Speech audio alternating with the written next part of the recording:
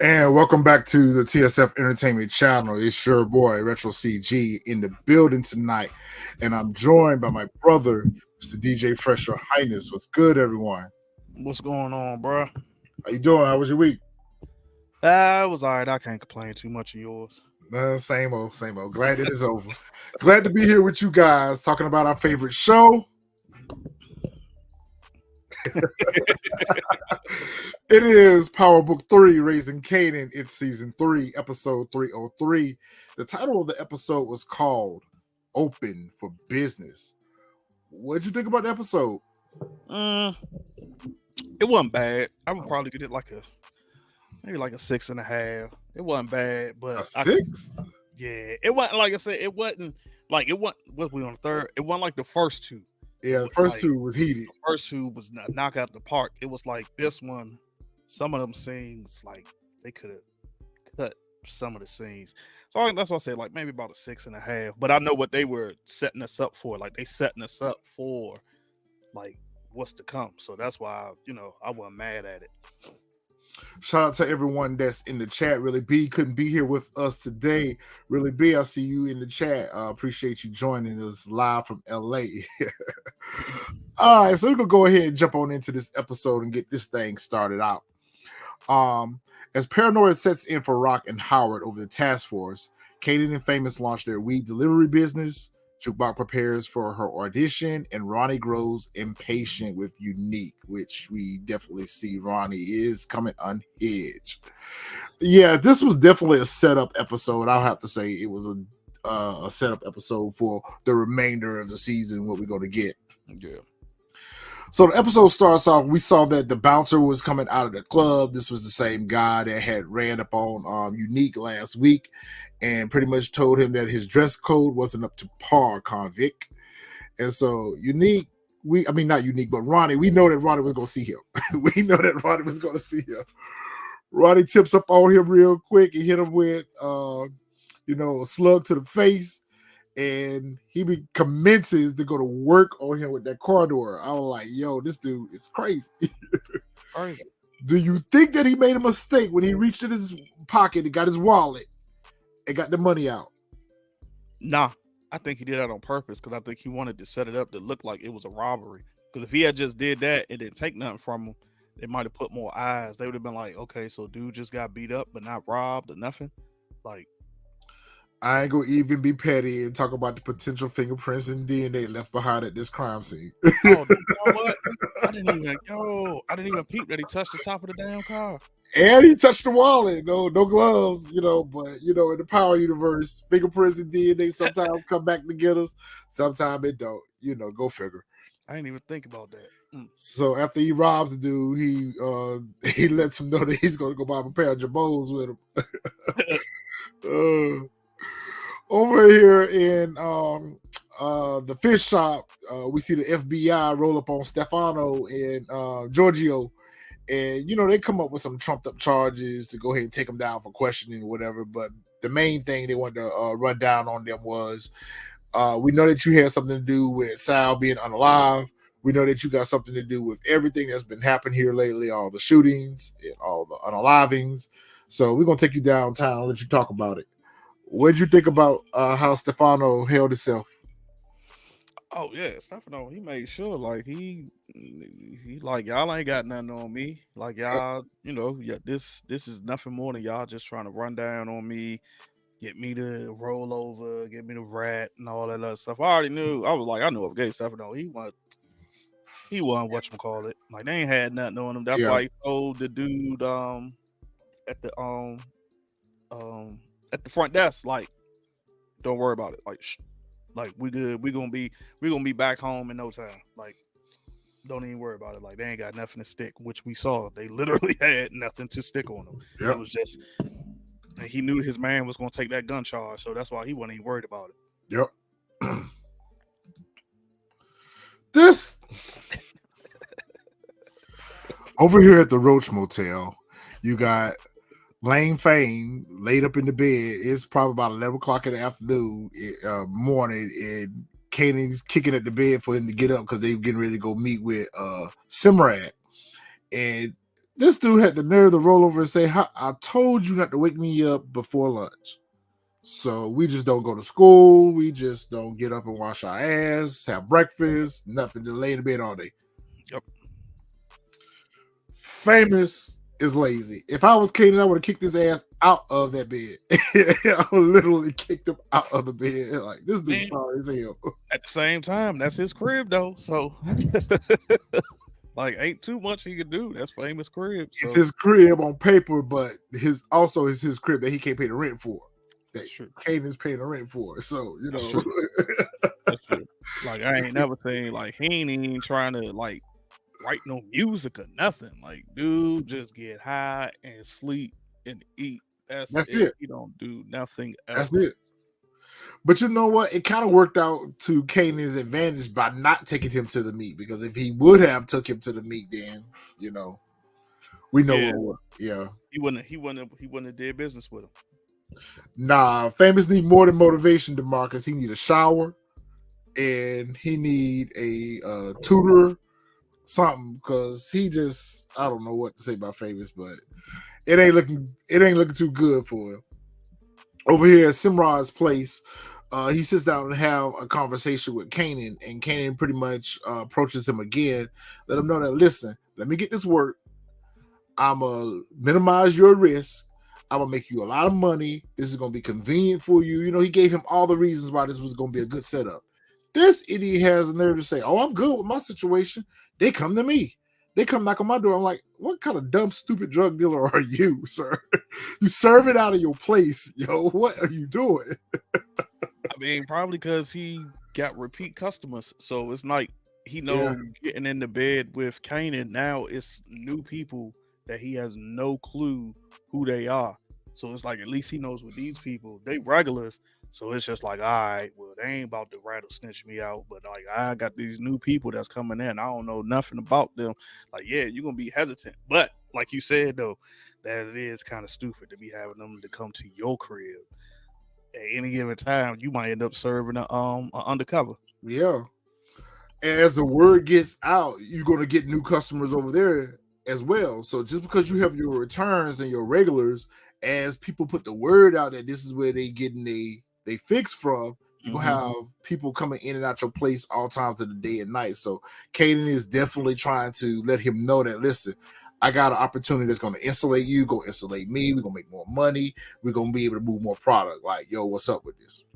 Yeah. Simrad pretty much tells him, like, listen, I'll give you a go at this, but if I gotta let you know up front, your homeboy that came over here the other day and got high and ate up all my son, Captain Crunch, I ain't want the parts of him. I don't want him anywhere near this. So again, Kanan, you're getting the warning signs. There's so many of them. You're getting so many warning signs that Famous is not what you think he is. Yeah. Lady V, you said Kanan definitely got famous together later on in the episode. Basically told him, you best do what I tell you or else. Big facts. Yeah, big facts. Lil man spilling everything though. Like, I don't know why he keeps telling Lil man to stay out grown folks trying to pay and play the game. I'm like, he right there when all the grown folk businesses exactly. Like, complete what you serving out of the house. So I mean, it ain't like he can't see what's going on. He see everything that's going on. It's like what you want him to not say. Like he said, and the Kanan face when he said that was like, what? Like, he was over here, he ate up all the cereal. Like, I think right there, that's what put what you call it on Kanan's radar. Yeah, because his broke bummy friend gonna bring some troubles his way. So we just see. So we over here at Lou's place. And we see the families together. You got Jukebox over there. You got Marvin over there. Marvin is having a bowl of cereal. Yep. Marvin is always eating. Every scene that he's in, he's got to have something to eat. That's funny. Marvin over there having a bowl of Lucky Charms. That's my favorite. That's one of my favorites, Lucky Charms. Juke is trying to get ready for her audition, and Lou is mixing out a track for her so that when she goes for the audition, she has a fully mixed track that she could take to her for the audition and everything. She's excited. Marvin is giving his input as well, so it was a good moment for the family. I like this. Same here. I like this scene. I like, especially like once yeah, like you can see the excitement and the joy on like Mar's face, like yeah, you know what I'm saying? Like that's it's like I guess now they probably about to start showing how, because they started last season, and I think now they about to start showing how Marv and Juke gonna start getting more closer than what they was before. Now, well, I think we've seen that. I think we're seeing that progression between the two of them, and a little bit of healing at the same time. yeah, So it's really good to see that they have been able to work past, the conflict that they had. He's come to terms with what Jukebox is and how she lives her life. He's come to terms with her wanting to be have aspirations of being a singer. So Marvin is just coming right along. So I'm real proud of Marvin and his character development. yeah, same here. They showing him in a totally different light. You would think it would actually be the opposite. You would think it would actually be Marv would be like how Lou is, and Lou would be like the reverse. Good point. You would think that's how it would be. All right, so Stefano down here talking to these feds. He ain't got nothing to say to him. He got his lawyer. His lawyer said, "Listen, y'all ain't got no case. Peace out." Literally. That's literally what they said. That scene was so short. Like, what?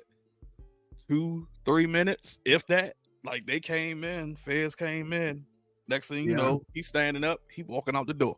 Yeah, it was like they came in, sat down. He was like, "All right, I was just showing y'all common courtesy," and rolled Yep. up. Yeah, I'm really liking Tony Danza's character. I'm really liking it. What do you think? What more do you think that we're going to get out of this character? I'm liking the character, and especially because he's a seasoned actor. Yeah. So like he knows he's like embodying the role that he's in. So I don't think he's going to.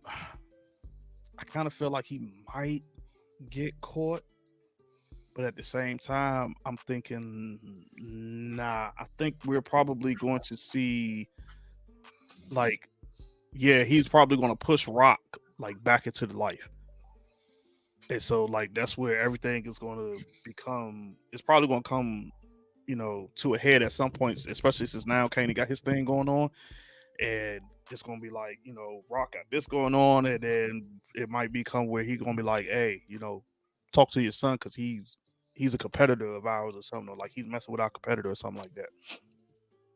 But I see him staying for the whole season, hopefully. Yeah, I think I don't think we're gonna. I don't think anyone's gonna drop him at this point because he really hasn't posed himself to be a threat to anyone. He hasn't threatened Raq in any way, shape, form, or fashion, other than telling her that if she didn't drop Sal, then he was going to drop her. That was a different type of business. But as far as the work is concerned, he really hasn't really pressed on any of them. So I just think that, to me, if I was in that life, I would want to work for him. He seemed like he would be kind of easy to work for, no fuss, as opposed to what we've seen with some of the other crime lords that we've seen. They've been a little bit more problematic. Now, that's not to say that he's not going to progress into such, but as of right now, he really ain't putting a squeeze on them. He just kind of letting them do their thing. So it's going to be interesting to see how that character development unfolds with that character. Howard pulls up on Raq and let Raq know that, listen, watch how you moving out here because we got a federal task force that don't ran down on us at the precinct. They're looking into everything. Eventually, they're going to start looking around your doorstep. So you got to keep Kanan under control because, ain't much I'm going to be able to do for you. And she uses this opportunity to address the whole situation with Bert which I found it very interesting that he lied to her, or that he wasn't honest with her about, yeah, I dropped her, or whatever the case may be. You know, he kind of carried the lie that he carried on later on in the episode with Adina. Like, dude, are you trying to convince yourself? Because Rock look at you like she know this is bullshit. She know you dropped her, but okay, I'll play. I think it was a bit of both. I think Yeah. he was trying to convince himself, like, yeah, nah, he didn't do it. And then two, I was thinking he said that because he don't trust Rock and know that she could probably use that, you know what I'm saying, as leverage. Against him. Yeah. Yeah, you know what I'm saying, to like get him, get him out the way, get him locked up, etc. or whatever. So I think that's why all that would make a bit of sense, because it's like he could still pull her card, like, hey, I That got Xavier her just said world, the Kane same is my thing. son. Howard no better than to trust Rock. Okay, y'all just gave me a different perspective on that, because I was wondering, like, okay, I thought they were strange bedfellas, so we in this thing together or whatever the case may be. But you're right, y'all make a good point. We know not to trust Rock because she'll use that against him. Yeah, I think that's exactly what it is. I think that's why he ain't trying to whatchamacallit. He don't trust her, so yeah, nah, he ain't confessing to that. He ain't saying nothing. Yeah, even though they know that he did it though, because I mean, all of it was solicited over at the Roach Motel when it was over there visiting Kanan and Famous. So I felt like they were all on in synergy. I thought they was all in sync. Then that Howard, you gotta go do your thing. You gotta go drop Bert. Yeah. So same here. That's the same thing I thought. Yeah. I got at the Roach Motel again. Like, it's a damn shame. That man still sleep.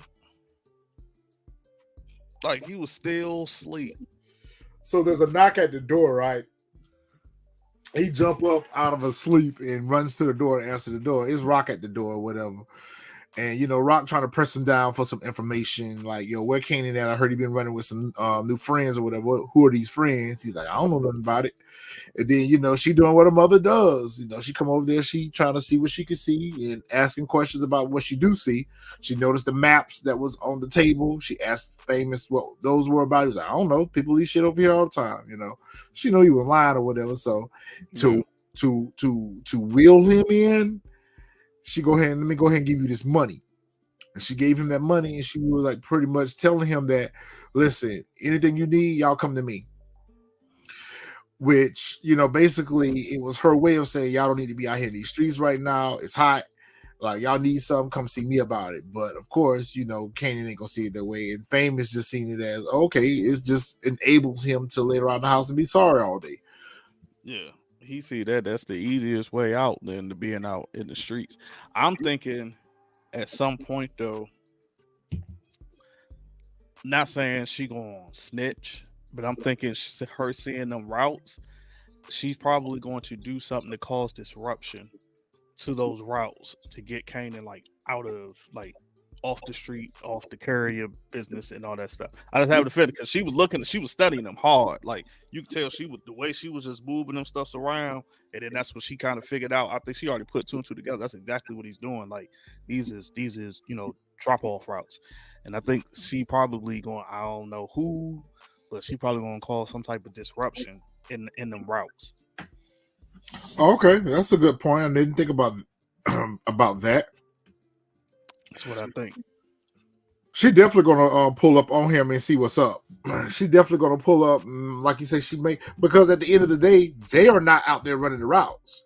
They are not. They're there in the apartment getting the calls, and sending the guys out. So I think she's going to have more questions for Kanan in regards to this. She gave him that money. We already know that was a bad mistake, but it's not really like Famous could have really done much about it other than say, "Nah, I don't think I should take this from you," or whatever. You need to see Kanan about this, but we already know that when he took that money, that was going to be a problem.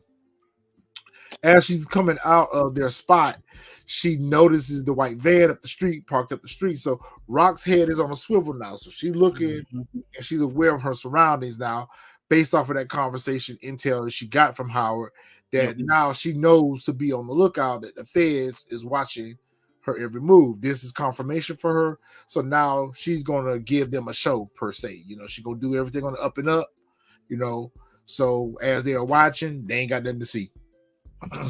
But the thing is, I wonder, was that actually an undercover van, or it was just a van that happened to be there? Because she on 10 right now. She's spooked, so she just automatically assumed. Could Because we be, never saw anybody, like they never showed if it was anybody in the van. could be, but at least she on 10. So Yeah. the fact that they showed it there, it just, to me, it just gave us the notion that she's aware that she's being watched, whether it was them or not. She know that, hey, I got to watch how I move out here right now because all eyes on me. Yep. Especially the way she did that U-turn. Yeah, when she did the U-turn. Speaking of neurotic, Xavier. Speaking of neurotic, the Mathis brothers are over here at the gym. You know, they're trying to get a little work in. You know, they try to spend a little time with each other or whatever. And of course, Ronnie uses this opportunity to ask Unique, yo, what's up? How much longer is it going to be before we get back up on our feet? Because, like, I ain't seen no traction right now. What's going on?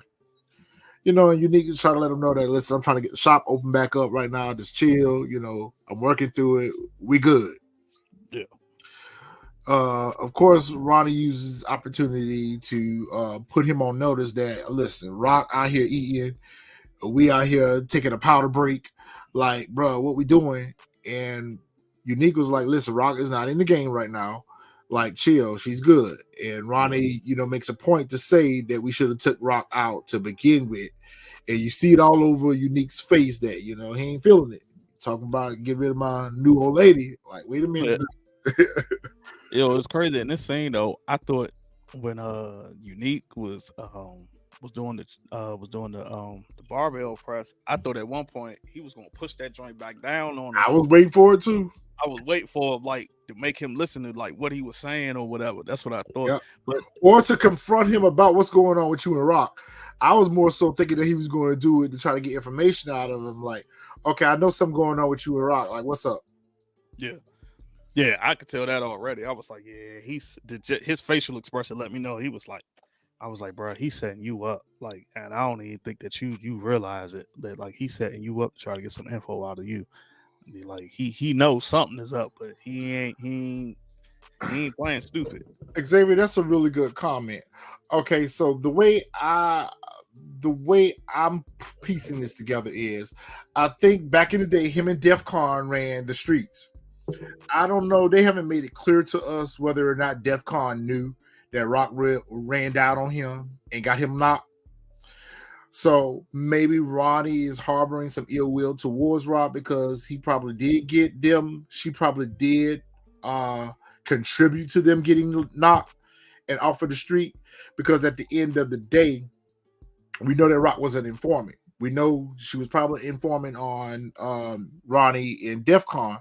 So I think he's just have that rival type of adverse type of relationship towards Raq, because he know that Raq ain't on the same team as him and that she the ops. But he said it though. He said it. What we on 3? If it wasn't last episode, he said it in the first episode to Unique in the car when they was going to the Chinese spot. He said, for the simple fact, he said, when I was out, we ran these streets. He said, I left everything to you to be on top, and you working for Raq. So that's his beef, because he's like, when he left the game, they whole crew, they ran the streets. They was on top. Unique was supposed to take over, and now Unique is up under, you know what I'm saying, up under Raq. Like, he's not a boss no more like how he was. It wasn't High Post, DeMarcus. It was Def Con. High Post got unalive. It was Ronnie and Def Con that was running the streets together.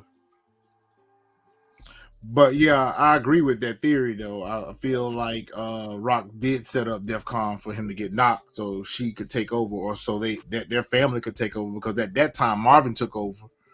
And then she got Marvin out the way when Marvin had to do that bid in Elmira. And then she became on top. So Raq didn't immediately just step in and take rank, because, you know, you had a period of time where Marvin was, you know, running the organization. And then when he got knocked, then she took rank. But yeah, he definitely has a hard on for Rock. But I think at this point, Ronnie has a hard on for everybody. Yeah, period. No matter who it is. Period. No Be the matter who it mailman is. for delivering the mail late. Yeah, he go unallow the mailman for delivering the mail late, right? Yep. They don't care who it is. Everybody got to go. Yeah, his Honey Nut Cheerios box is empty. Pernessa, you're unalive. Yep. That man need his protein. He need Yeah. that Honey Nut Cheerios. So you gotta make sure. Like, man, that man is a psycho. Speaking of something to eat, Jukebox at the house, trying to fix her a little snack. You know, she's still singing and preparing for her audition. Our Rock shows up at the door. You know, I love these moments between her and Jukebox because it shows that Rock does care about her niece, and she comes to check on her niece, even though I feel like she had an ulterior motive here for the visit. She definitely did. But nonetheless, she still wished her well. You know, she bought her a new necklace, and she told Juke about how excited she was for her, how proud she was for her. And then she used that opportunity to say, what's going on with Kanan out here? Juke was like, listen, I ain't seen Kanan in a minute, so I don't know what's going on with Kanan right now. But, you know, if I hear something, I'll let you know. Yeah, I feel the exact same way. I feel like that's the main reason she went over there, was to try to find out what Kanan had going on. Because like, if it was just about the you know what I'm saying, the necklace and her the little whatchamacallit, she would have never even brought Kanan up. She brought Kanan up at the end because she was trying to get, that was like the soft spot there. Yeah. To make her way in. To get her guard down. Yeah, because she know if anybody, she know Juke would know what's going on with Kanan, since she can't get nothing out of Kanan. So speaking of Kanan poked back up to the crib, and he pretty much giving Famous the update on, you know, how the meeting with Sinrad, and, you know, how they about to start moving work for him through the courier system. Famous uses this opportunity to once again let him know that, listen, this ain't for me. I ain't really feeling this. I don't really want to do this. And he's like, besides, your mom brought us some money over here. We don't have to hustle now. And what did he do that for? He was like, come again and say, what? You did what? My mom did what? He was like, yeah, your moms came through, and she brought us some money. She was like, anything we need to come to her for it. He smacks the money out of Famous' hand. He was like, listen, I'm not working for her no more. I'm not seeing it for her no more, and we especially not taking no money from her. He smacked the money out of his hand, and then he smacked him. Even though that smack was whack, but it still left Famous shook. Famous was shook. And all those who want to argue with me, hey, you don't know what you're talking about, Retro. Okay. If y'all just sinister look on that man's face when he told that man, listen, if you let her in this crib again, I'm fucking you up. Okay. He ain't gonna kill him though. He ain't gonna. I didn't understand it. It was like, I was like, okay, so you smacked the money out his hand. Where'd the money go? To the floor. Like, you just gonna leave it on the floor? Like, she gonna burn it, throw it away? I'm like, the first thing. Famous gonna smoke the money. He smoked the TV. He smoked the TV. He gonna smoke that money. Kanan ain't gonna mess with it. Kanan ain't gonna mess with it, but Famous, you can best believe he gonna scoop that money up and go get his next fix with it. Oh, he probably is. But the first thing that came to my mind was, I was like, yo, Kanan, if you was this so-called quote unquote, I get it, you beefing with your mom. If you was this so-called quote unquote smart dealer, you would have took her bread and re-up some more. Yeah. And would have had more, that would have came out of your pockets. That would have been something like, I would have took that and be like, all right, bet, let's we about to get some security or something. Or like, I would have took that money and like, we said she want to give out money. That's how I would have flipped it. I would have told her like, yeah, Famous, keep taking her money. Like, that means we ain't got to dip in our profits to pay for this, to pay for the work, whatever. We could just take this and invest it in something else. Like, yeah, I was just like, It's that pride. But I also think after that, I think Famous, if he don't go to Rock, it's probably gonna be Lou Because remember, we saw in the preview, Lou was the one that was telling Kanan, like, yo, you out here. I think that's what it might end up being. It's like he probably gonna end up going up like, hey, yo, your nephew out here wild. Like, I ain't even trying to be in the life. And I don't even understand why Kanan even trying to push this man into the life. He was never in the life. Like, all Famous wanted to do was rap. Yeah. Like, since season 1. Like, only reason he got into the life in the streets with you because he needed some bread. His mom's threw him out. Like, Nicole, you absolutely right. That smack that he gave Famous was whack. He should have put some baby powder on his head or something. But DeMarcus, you are right. Kanan is learning how to bully, and Famous is who he's gonna practice on. But it's also showing us that Kanan is now starting to lose any type of admiration that he has for anyone. Like, anybody can get it. Like, if this dude is developing a hatred towards his mom, ain't nobody safe at this point. So I think Famous is now realizing that, I have lost my friend. He's not the person that he used to be. Like, he has changed, and either I'm going to change with him or, I'm going to be unalive. Shoot, if I was Famous, I'd have been like, man, you know what, bro? Here, I had a crib. I'm gone. I'm about to find. I'm just gonna start going to Rock. Hey, Rock, let me get the money. I'm moving, and I'm gonna do me. That's probably what I would have did. Support gaming. This explains years later why Ghost set him up for prison because he didn't allow him to leave the game. Yeah, Kanan is just going out here on some you're gonna do what I say or else type ish. He's not even trying to listen, which that's exactly what Ghost explained to him. That's a good one, support gaming. Because that's exactly what Ghost explained to him back in Power, was that the reason why we had to send you away was because you just didn't want to listen to nobody. You just didn't want to listen that there was another way. Kind of similar to Ronnie's standpoint with Unique. Like, listen, you ain't understanding that the game has changed and we need to change with it. Yeah. You got one way you want to hustle, and that's the only way you want to hustle. Yeah. So I can see that. Speaking of Unique, he pulls up on Quan. We meet Quan, who's another Asian character. I think he's Korean. And this is where he's going to get his new supply from. And they have this conversation in regards to, okay, I'm going to let you get this work. However, you're going to have to set up shop in my in-laws' Chinese restaurant. Unique is like, nah, I'm good on that. I can move my own work. He's like, no, it comes part of the deal. So I think they're going to have a good relationship where Unique is going to be able to get that work from him or whatever. But I feel like Unique is going to find some way to get out of from up under having to work at that Chinese restaurant. What's your thought? Same here, but I get why Quan is doing it, because like when he goes meet his, I think it's his brother-in-law. When he go meets him, he's Vietnamese. I could have swore he said he was Korean because I knew he didn't like the Chinese. But like when he met him up, he said like, "Yo, it's smart." Quan is Vietnamese. I'm sorry, I said Korean. Vietnamese. Yeah, I saw Nicole's comment. I thought he was Korean, but the cousin too.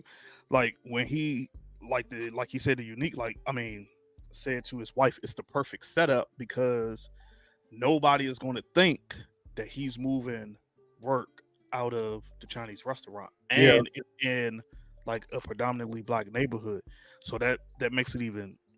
Like, it should just be super easy. Unique probably ain't even really got to even touch anything. But like you said, though, I think at some point, Unique is definitely going to try to he's going to try to be the top person. Or it could be something where Ronnie find out and mess that whole thing up.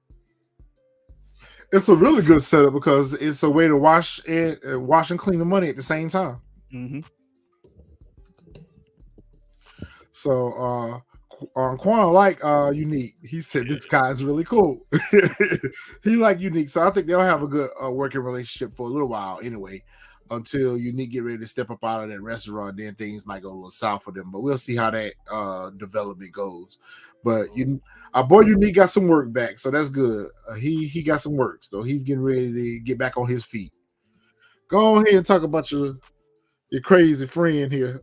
Your crazy friend here rearranging the spices. Rearranging the spice cabinets, bruh. Like I saw this scene and I was like, yo, what the What is he hell? doing? I was Yeah. like, what is he doing? At first I thought maybe I thought maybe they were showing him like searching for something. That's what I thought.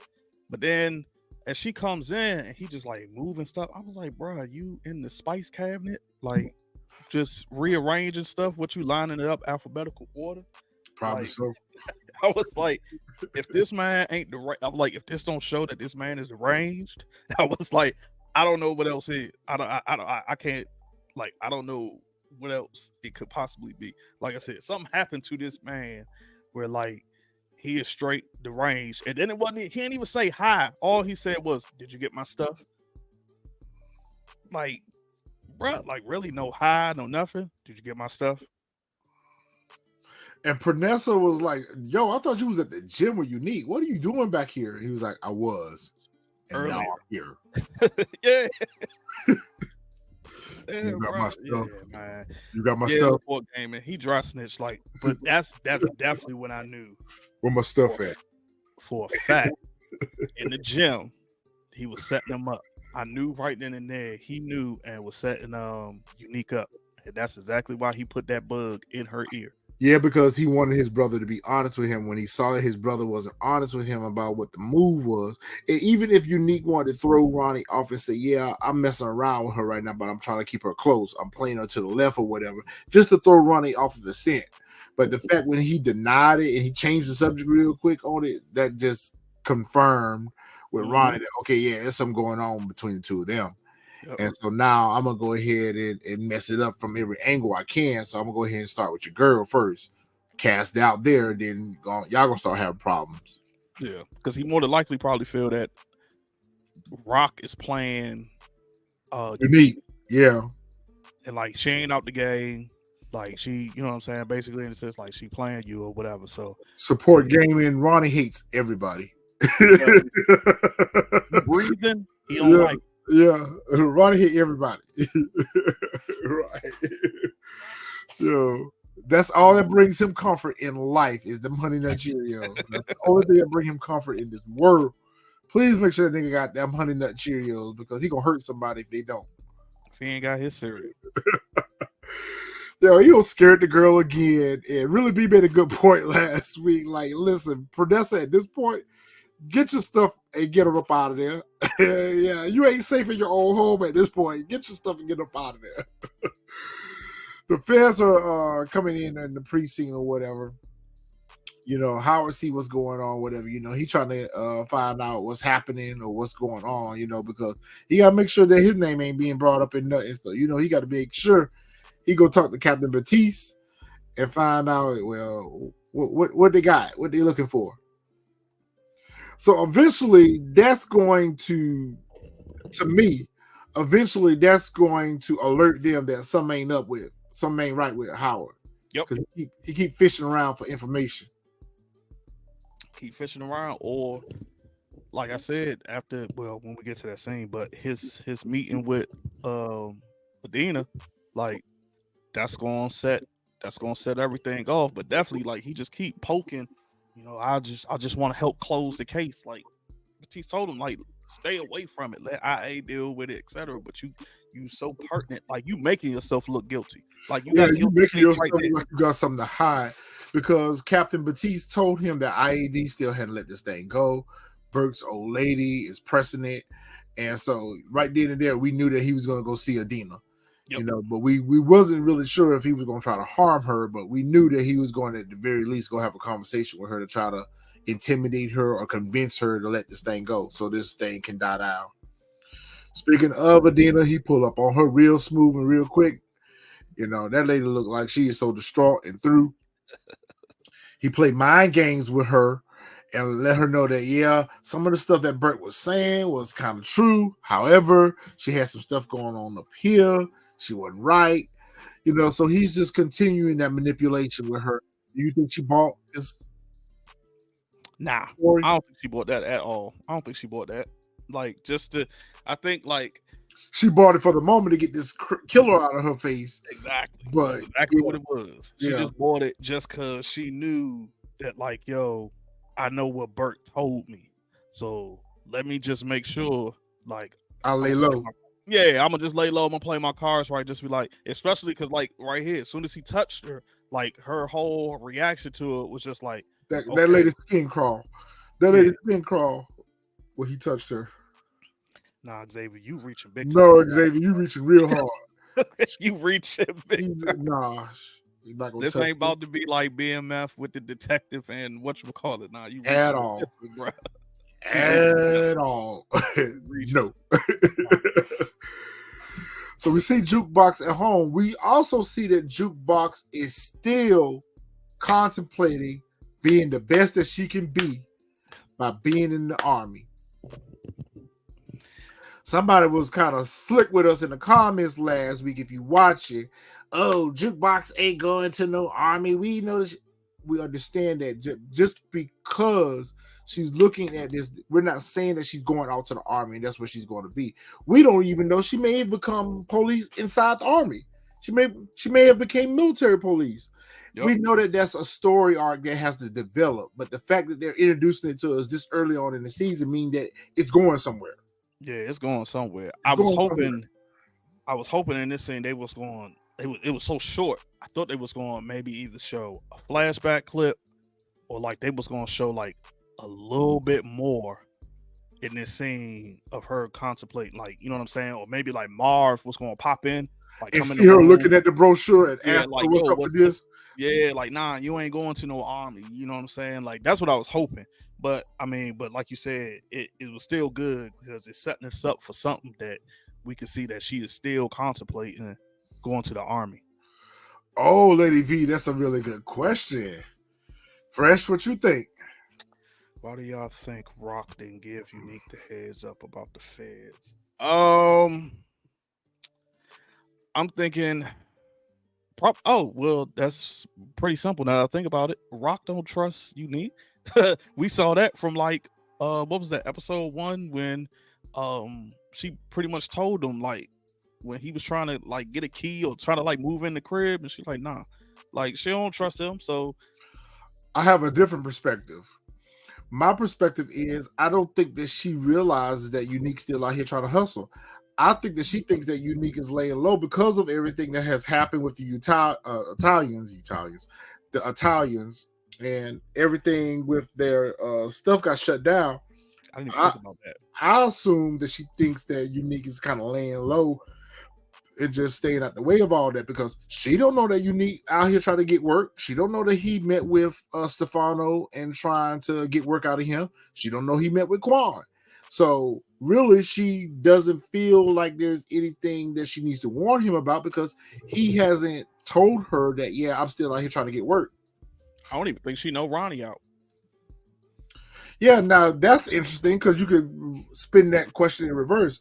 Why hasn't Unique told Rock that Ronnie is out? Yo, you know my crazy ass brother home, so you know just be on the lookout because he out here or whatever. So those are good things to think about. Xavier, nah, he doesn't. Nobody knows that that Kanan is that Howard is Kanan pop, except for the people in the family now. Yeah, only Marvin and Jukebox know in the family. Mm-hmm. Yeah, because I don't even think they told Lou. I don't think they told Lou. I don't think he knows. I agree too, Nicole. I think eventually they are going to have a conversation about all of that, about work, about Ronnie. I think that during their pillow talk, at some point, they are going to have a conversation about all this Rock and Unique. So we see Marvin at the club. We see that he has hooked up with the guys that was watching him in episode 1, and he's serving them. He's brought his brother to the club. I really like that they're showing Marvin and Lou hanging out more because, you know, they had a very contentious relationship in previous seasons. So it seems like they're just hanging out and having that brotherly relationship. But at the same time, he gets a 911 page. And instead of taking Lou with him, knowing that Lou has been wilding out lately and been on that bottle real bad, why he chose to leave Lou to his own devices, I have no idea. But Marvin gets a 911 page. He goes to answer the page. He comes back and he let Lou know, like, listen, I got to be out for a minute. I'm going to leave you here. Make sure you don't get into no ish. You make sure you good. Yeah. I think he didn't take it because he probably figured Lou wasn't gonna go anyway. Yeah, he wasn't gonna go He anywhere. probably would have thought it was something that He had to had do no with got on Rock. that liquor. He had no got on that liquor. His ass definitely wasn't going no damn well. And he probably would have thought it had something to do with Rock.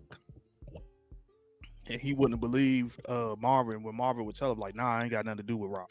Hey, that's a good point, Nicole. When her music career with SWV don't work out, she will go to the army. I'm ready to start that argument. Okay, yeah, that's a good point. That's a good point. I like that, Nicole. So Marvin, we still at this time don't know who's calling for Marvin and what he got to go deal with, but we know he got to go peace out, whatever. Lou down here with the Wall Street Boys. They getting high and drunk, and they just having them a good old time. I wish I was there. Hey, yo, it's crazy because I wish I was there. I'll be there throwing them shots back with y'all. I always said I'm glad I was born in the era that I was born in, because I can only imagine myself like being grown in that era. Because retro turns up. Listen, I would have been having a good time. I would have been doing the drugs. But I would have been there on the look. I'd have been at Club 50. No, not Club Studio 54. Oh man, like, that's why I listen. You can see Lou right here. Lou is getting messed up. He getting faded. We see Marvin got a knock at the door, and come to find out, it's some dealers that got his boy Gerald. Gerald is the guy that he was going to the anger management class with back in last season. Bruh. Marvin chooses not to allow these guys. He chooses not to have a problem with these guys. He paid the man debt. Marvin, a real one. The crazy thing was, I had no clue who the hell this was until they get outside and he start going through his wallet. And then when I saw the name tag, that's when I said, oh, yo, that's the dude that they was about to go fight in the anger management class. I had no clue that, that's who that was. And I'm also trying to figure out is, like, what made him page or made him tell the dealers that, hey, page Marv. Like, like, I was hoping like they was gonna show a flashback, a backstory, something, because y'all was in an anger management class, but like, how did it get to this point where like y'all that cool and he's just like, yeah, page. That's a really good question. Because I remember at the end of the anger management, they still was like, yeah, man, you cool, etc., whatever. But I was my niece, I said, what's up, Shane? That's a really good point, Fresh. I didn't think about that. Like, how did they know to page Marvin about that problem? Well, the dealer said when he got there, the man said you would pay. Well, oh, you know what? Never mind. I just remembered. It was him that paged Marv, because when the dealer said something to him, the dealer said 500. And then Marvin said, he said 300. Yeah. He said 300. Yeah. I'm still trying to figure out, like, where's the, like, I don't like the correlation, like they've been talking or whatever. So do you think Howard was doing at the house? I want to know what lie Rock told him. You're going to have to explain that one to me, Xavier. I don't know what you're talking about right there. Yeah, AOV, that's a good one. Do you think Lulu will be doing business with Miss Shirley? Absolutely. That's the one from the bar, right? Yeah, that's the lady. Oh yeah, they definitely about to do business. That's a given. That's about to be his new whatchamacallit now. This episode after Ronnie Jacob Dean, unique with her rock about Ronnie being out. Wow. Okay, so let's get back to Gerald and Marvin. Okay, so we see that Gerald gets Marvin out of the hotel. He's going ahead and take him home. Gerald is 2 sheets to the wind, so he can't even tell the man where you live at, whatever. Marvin got to go through his wallet and get his driver's license to get his address, and he comes across this ID badge for The Voice, and he is an editor. Okay, somehow, some way, this is linked to Jukebox getting into this girl group. Yeah, let me see. Let me hear. You know what? I'm sitting here thinking, and I'm thinking, yo, you might be right because I'm trying to remember if that's what Mr. Bingham said to her was like, I have a, or unless he was undercover and trying to write a story or get some evidence on like what Marv was doing. They showed this for significance. I'm thinking it might be that. I don't think it's it. I mean, it could be something with Juke. I just can't remember what Mr. Bingham said to Juke where he got the I don't think it got anything to do with Mr. Bingham. I think it got something to do with exactly what they showed us. That man, because we'll talk more about that when we get to that scene. We'll talk more about that. I'm gonna tell you why I think that when we get to that scene. Gotcha. All right, so Lewis stumbling down the street, just trying to find his way home. Trying to find his way home. Lewis stumbling down the street. He don't know where he at. He just ball hopping at this point. Just I for real, I thought something right here was about to like. I was like, man, he about to get locked up, or this was something was gonna happen to him, or something like that. And you know what I'm saying? Like he just kept on walking. Yeah, I thought somebody was gonna roll down on him too, and yoke him up. Yeah, since he bumping into people, stops at the cafe. I can't even see. I don't even know what to say because it got letters out on the joint. I don't know whatever the cafe is. It's some Lady V. Lady V. That is absolutely the first thing that came to my mind. That was the first thought that came to my mind when he was stumbling down the street lighting that cigarette. I said, "Damn, Ronnie's gonna be following him." I didn't even think that. I honestly thought it was gonna be the two guys. That's a good whatchamacallit. You're probably right about that. That they probably exchanged. Yeah, that probably happened off camera because it seemed like I want to say. Remember that last time they showed them at therapy together, and they were having like the little party or whatever. It seemed like I want to feel like they did exchange numbers or something then, maybe. But that's a good point. Yeah, they was cool then. I remember that. But I thought it was gonna be those two guys that I thought was undercover agents following him or something. That's what I thought. Yeah, Lady B. He's from the anger management group. I think so too, Marcus, but I think it's more so out of respect for Miss Renee because of what happened to Miss Renee. And I think Marvin has truly trying to better himself. So, he's working through all that. So Marvin has had the most character development out of this entire show, from negative to a positive, but still in that life, but still trying to do positive things. So I really like where they're going with Marvin's character. So Lou approaches this bar. I don't think he had intentions on going to another bar. I think what lured him into the bar was he heard his father's song. Yeah. And that what made him go into the bar. I don't necessarily think that he was just bar hopping just to be bar hopping. I really think he was trying to stumble his way home until he walked past this spot and heard the song. Mm-hmm. He gets inside. We're introduced to another character, maybe a new character, Miss Shirley, who we found out she tended bar for a nightclub that his father, Elijah E-Train, used to play for, which is Kanan's middle name. So that was a good little tie-in. And Lou started talking about, well, my dad wasn't all that great anyway, but they made a connection. Yeah. We saw that we made a connection. So I instantly said to myself, when they made that connection, I said, Lou finna be her benefactor. Because the lady looked like she got a starving bar, a dive bar or whatever. So Lou gonna, put some money into it and, and take that bar to another level. So I can see her and Lou working together. Yeah, I thought it was more so like yeah, shout out to Das Effects. Yeah, Das Effects was performing at the bar. And that's when those gonna catch that. Yeah, I was wondering if it was gonna catch it too. I had it ready in my notes to bring it up. I had it ready when we got to that scene. Yep, I had it ready. Mark, you spoiled the scene. That's all right, Mark. That's what's up, Mark. So we know you're an 80s baby. We know you're an 80s baby, Mark. Yeah, it's all good though, Mark. But you I was wondering, I was waiting to see who I was going to say. Who is Dosafet?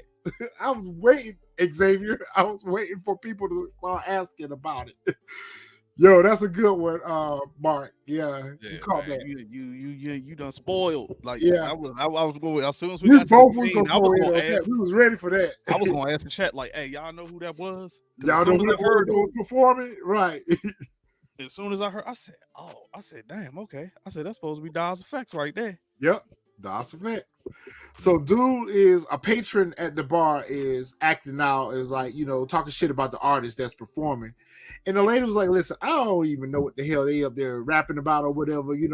It's a stage. They want to come in and perform. I let anyone come through and perform or whatever. So we see that this is going to become like an open mic type bar where performers can come in and showcase their music. So Lou walks over to the patron and it was like, yo, have respect for the artist. And the patron started talking crazy to him, whatever, and Lou put him down. Lou put him down. He ain't too drunk to get that work done. Lou still know how to put that work in. He put him down. This is where Famous, because if I remember, y'all can correct me if I'm wrong, it's in a trailer. Xavier said, y'all know I didn't know.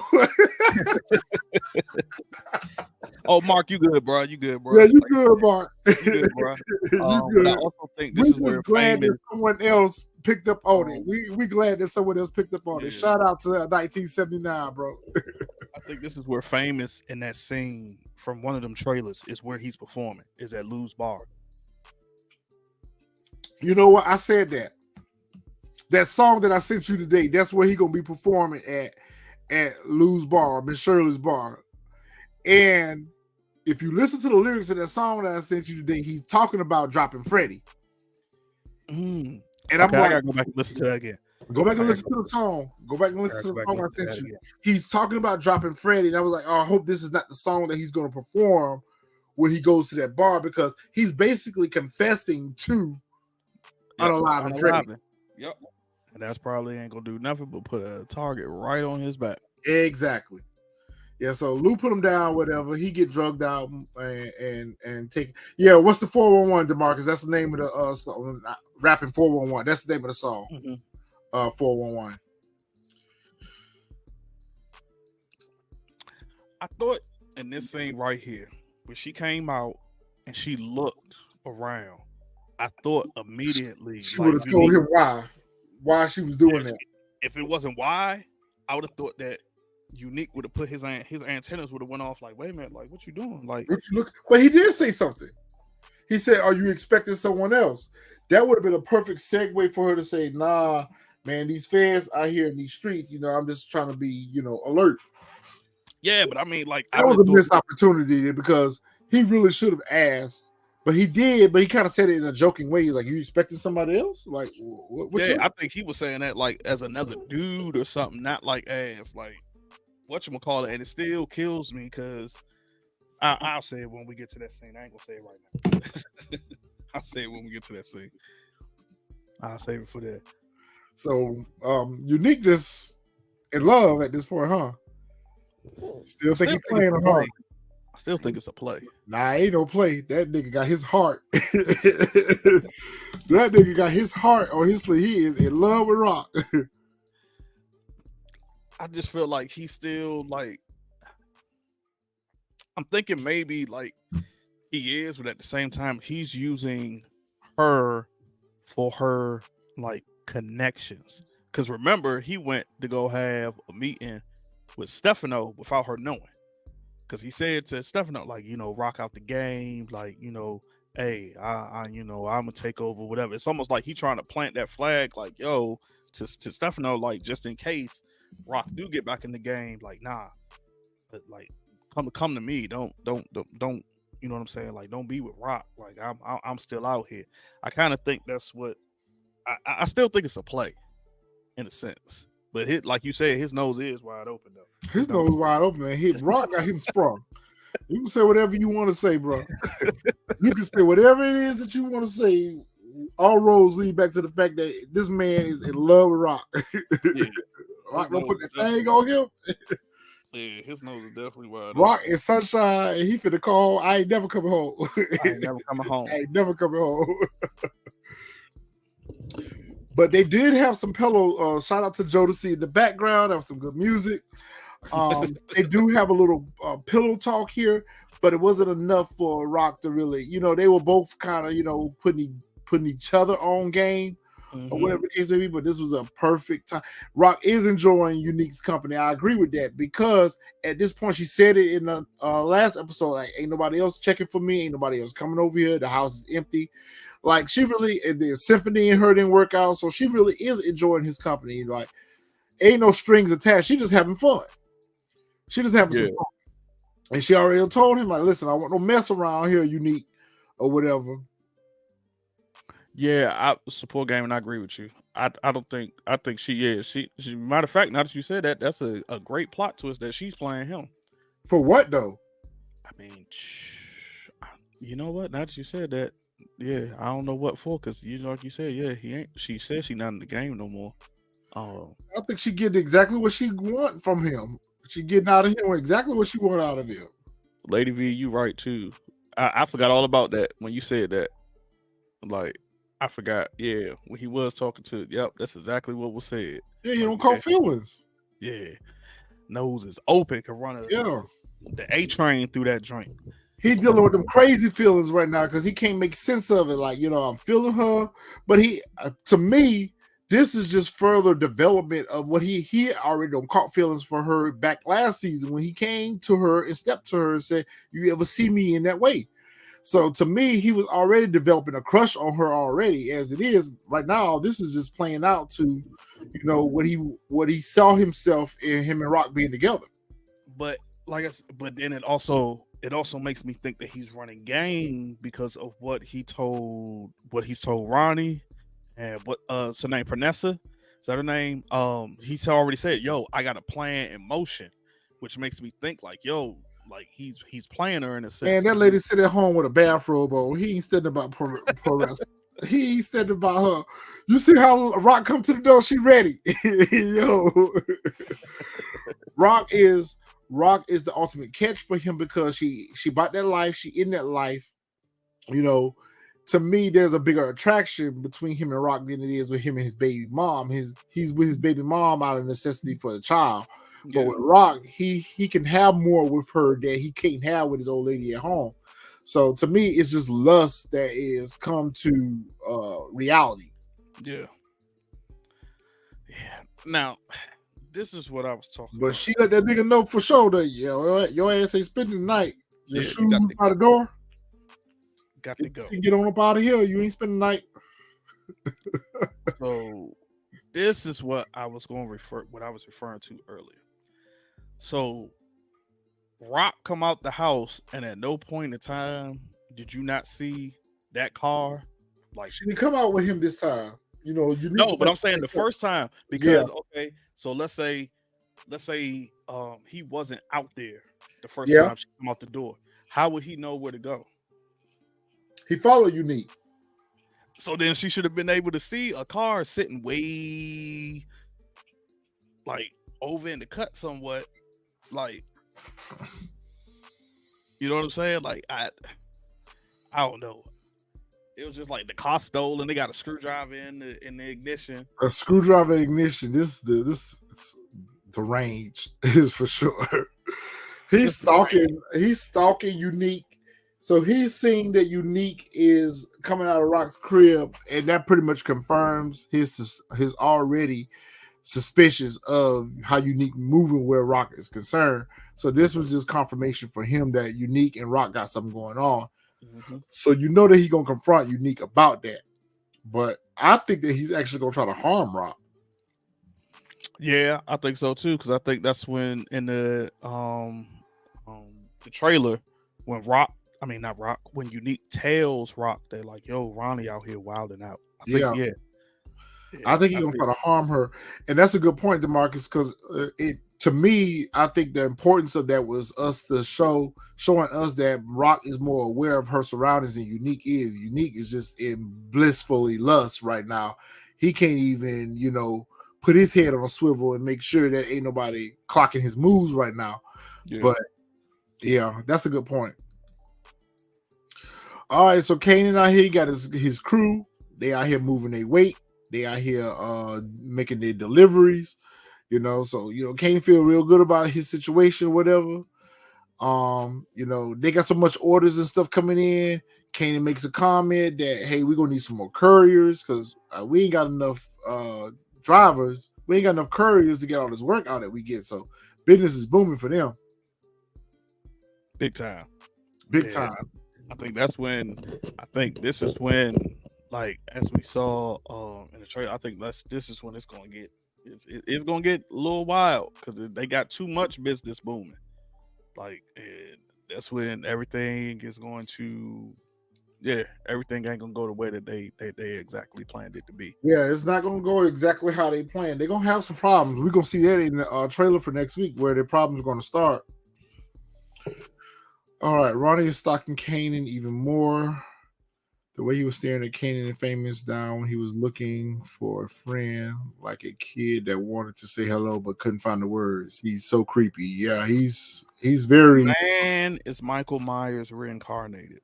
Yeah, that's all he is. Yeah, he's a serial killer. A freak show. He's truly a freak show. So Rock down here at the salon and trying to get her hair done. And the ladies at the shop are complaining about, gentrification, that the person who owns the building right now has been telling them that they're going to sell the building, but they ain't seen no traction. So they just trying to figure out what's getting ready to happen with their business.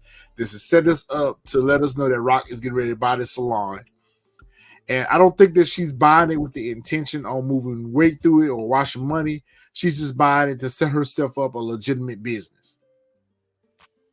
Now, eventually, I think she will end up washing money through that salon. But for now, she's getting her a business on paper. Because she said while she was laying up with Unique that she got all this money in storage that she got to try to find a way to spend. Unique was like, buy some more furniture. She was like, nah, I need to do something else. So this is setting us up that Rock is getting ready to buy this salon. And it's going to evolve into more than just being a salon on down the road. Yeah, that's what I thought. I thought when she bought it, I was like, yo, she gonna use that money that she got in the stores to wash it through. Yep. It's just sitting there and she ain't got nothing to do with it. Cause I remember when Marv told her in the last episode, like, yo, we, you know what I'm saying? Like, I got the work, I got the money in the boxes, like, yo, you know what I'm saying? So I was like, oh, she about to use this just to wash the money through. So that wash her money that she got. Yeah. Especially since Howard then told her that like the feds is watching. So you got Jukebox and Marvin outside the audition. Jukebox is nervous. She very nervous. You got Lou who's trying to sleep it off. Drunk in the jail at the same time while they waiting in line looking for Lou to come down there to the whatchamacallit. He down there hallucinating, seeing stuff. Scrapping I forgot the Kanan's homie. I can't even think his name. D-Wiz. Yeah. He down there hallucinating all his, which I'm trying to understand. Good point, Mark. Because she did say when Burke rode up on her, she was like, "My Aunt Rock sell hair." So yep, that was a good tie-in. But I'm still lost as to why all of a sudden now. I guess maybe because he's haunted by that because he know that two innocent people lost their life and that they didn't deserve to be unalive. So that's eating away at his conscience. Okay, because I was in there like, bruh, as many unalive as you did, and all of a sudden you starting to see the ghosts. Like I ain't getting exactly, Mark. Exactly. Yeah. Ultimately, that's going to be what Lulu's downfall is going to be because he just can't move past this. He can't move past having to drop D-Wiz, Kanan's friend, and the fact that Rock dropped Scrappy knowing that he didn't deserve to be unalive. he can't let that go. It's haunting him. I'm with Marv though. Shoot, at that point, like you said, he was into stuff. He had to go. He had to go regardless. Yeah, he may not have deserved to be unalive for rolling them dice, but at the same time, like they said, he was into some stuff that he had no business being in. Yep. Because they told him to stay out them gambling joints. So what'd he do? He went right back to the little gambling spot joint. Yep.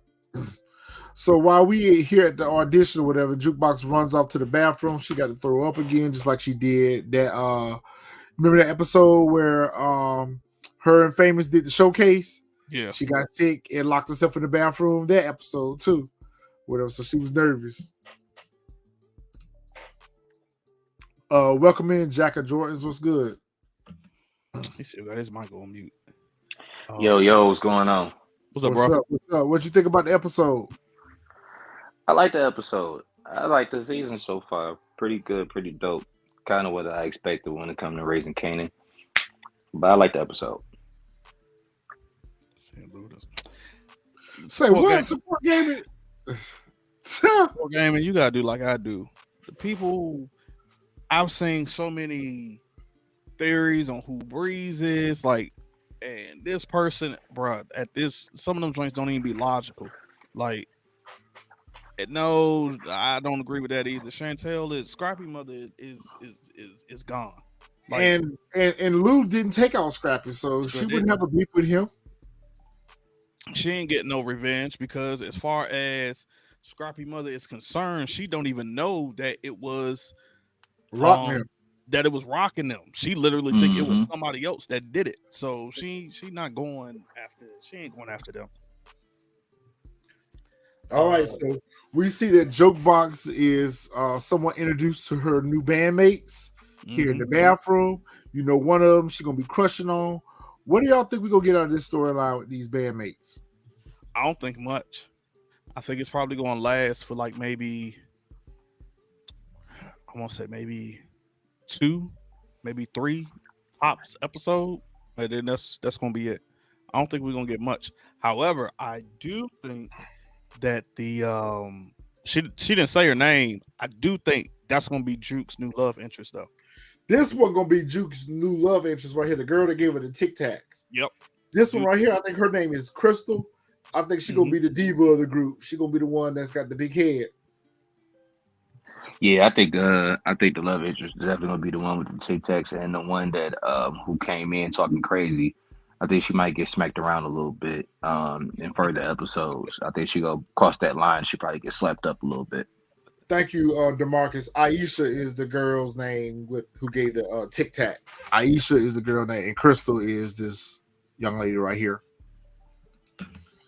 Yeah, I think they're gonna have some issues. They're gonna butt heads. I think her and Jukebox are gonna butt heads. Yeah, Jukebox will probably put hands on her. Probably over who wants to sing lead. I bet you that's what it's gonna be about. Yep. Oh, absolutely, because she came in talking crazy in the bathroom. It's probably she didn't get slapped up then. She came in talking crazy. Yep. Yeah. All right. So Marvin get a page from was it Lou? He got a page from Lou. The page from Lou. Yeah, he ignored it. Yep, he ignored it. Lou realized he looked at the clock on the wall, realized that he missed the whole whatchamacallit joint. Mm-hmm. So what did y'all think about the audition itself? I thought she did good, but apparently she didn't wow the judges or whatever. And it was like, okay, next. No, I think she did. I think that's why like they cut it so short because they didn't need to hear no more. Because as soon as they say next, the lady that was one of I guess like the judges or whatever started whispering in the guy's ear. It was pointing at her. So I think it was just like they didn't need to hear much. They was like, oh, okay, bet. Like, yeah, we don't need to hear no more. You done already threw it down. Like, okay, bet. Like next. I think the first watch. Let her know that like, yo, we liked it. Like we gotta keep it, we gotta keep it to where like, we not being I can't even think of the word right now. But I think they did. I think they liked it, and that's why she ends up getting in the group. Speaking of liking, y'all make sure y'all hit that like button. Y'all make sure y'all hit that like button for us. Lady V, you say she reminds you from Jade. Still getting them SWV vibes. Yeah. Jukebox is Lily. Aisha is gonna be Taj, and Crystal gonna be Coco. Nah, I can't say Jukebox is Lily because Jukebox can actually sing. Not saying Lily can't for anybody that's gonna jump in the Oh comments. Lord, try you to better jump beat on you me up. about that. Yeah, you was about to get jumped. You better get Not jumped. saying Lily can't sing, but compared to Taj and Coco, like that's why Taj and Coco had more of the That's true. like, lead vocals. That's true. So if anybody that's gonna be Lily, it's probably end up being like Aisha. But we Aisha found will be out Lily. Jade is the group Jade Chicago. is from, yeah, they was from Chicago. So I Chicago. don't think it's them. Yeah. Yeah. Well, to me, I automatically think of SWV. Not that I'm saying that they're trying to give us a reincarnated version of SWV, but SWV came out during that time. 92 is when they came out. So this is the heart of their era right here. So to me, a 3-girl group automatically makes me think of SWV. Yep. Especially with all of them being from New York. All of them being from New York. Yeah. No, at first watch when I watched it the I first don't time. know I about thought that, they looked at Nicole. I Jukebox. don't think Jukebox gonna be lead singer. I think it's gonna be that Crystal girl. Jukebox probably gonna want to. Oh, I get where you're going with it, Nicole. Maybe they're gonna want Jukebox to sing lead, and then Nicole girl gonna have a problem with Jukebox singing lead. You might be onto something with that because Juke got the voice. You know what, Mark? That would be funny, but I don't think all of Total was from New York though. And it's too soon for it to be total. It's too soon for it to be total. Oh yeah, you know what? You're right. That's right. It's way too soon. Total's like 95, 98, somewhere Total around like there. 90. I thought it was 95, 96 or something like that. Yeah, it's 95, 96. Because I remember being in high school. That's how- Yeah, that's right. Because Bad Boy wasn't even around in '92. Yeah, He was Bad still Boy at, was around in he 92. was still at Uptown. It's SWV. Yeah, he was still at Uptown. Cut Marcus Close. is saying cut close. I thought Cut Close was two. It was only a duo. I could be wrong. Somebody could correct me. No, if I'm cut wrong. close was 3. You think about changing faces. Changing faces was the You are duo. correct. That's exactly what I'm Cut thinking. close was discovered by Keith Sweat, but still too soon. Yeah, I was about to say that was Keith Sweat group. Or Yeah, and Discovery. it's still too soon for Cut Close. They didn't come out till like late 90s. Yeah. They came out like around R. Kelly, something around that time frame, like maybe 90. R. Kelly was out in '92, bro. But I'm saying though, around that time frame, you know, where the girl groups was just starting to just everybody was putting them out. Yeah, like R. Kelly Brownstone. put and out all that. Yeah. Changing Faces. Keith Sweat put out Cut Close. Then you had Brownstone. So Yeah. that's later on down the line. Like early 90s, you didn't have that many girl groups that was out there active in the early 90s. You can't even holler Escape because Escape is like a 4-person group. Yeah. When I think a 3-person group in the 90s, I automatically think of SWV. It was only 2. It was SWV and TLC. TLC, yeah. Now So we don't TLC, know. I can let y'all argue with me on that one because it could be TLC too. Yeah. I mean, unless we get a backstory that them other 2 girls not from New York. But even then, even in the TLC story, I could have swore all the auditions were in Atlanta. In Atlanta, yeah. Yep. So They were a down south group. When I think of an up north group, I automatically instantly think of SWV. Because all of them were from New York. All right, so Marvin cheers Jukebox on from the sidelines. He lets her know that you did good. You killed the audition, whatever. She was like, not so much. But I love Marvin's character development this season. Like, regardless of whether she gets chosen or not, he was still there to support her and cheer her on and tell her she did a good job. yeah. That's what I said. That's why I think now we're about to start seeing the dynamic of everything. Jack, what was you saying earlier? You had a point. I forgot. We had got wrapped up about SWV.